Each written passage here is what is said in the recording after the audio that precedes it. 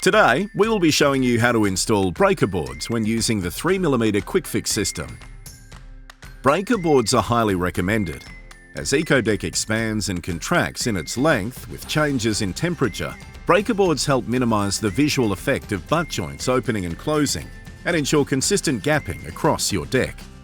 Especially if your deck is over 5.4 metres in length, you should definitely use breaker boards instead of butt joints. Please note, additional joist support is necessary to support your breaker boards. Make sure you allow for this when setting out and constructing your framework. So, let's get started. To begin, install a C-clip at each end where the breaker board will be laid. Today, we're leaving a gap of 2mm as it is quite cool. On a warmer day, you would want this gap to be tight. You can now set up a string line between the two clips and install the remaining C-clips. These can be placed every 450mm. Now you can push your breaker board into the clips as shown. Give it a light tap to seat the board firmly in the clips.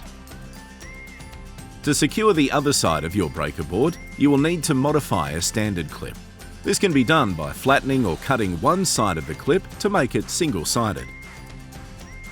These can now be installed to hold the other side of your breaker board. Push them firmly into the groove of the board and screw down tightly. You only need to use one screw per clip. Just like your C-clips, these can be installed every 450mm. And that's all there is to it. With your breaker board now installed, you can continue to lay your deck. Next, please watch our video on how to install your deck using the 3mm Quickfix system.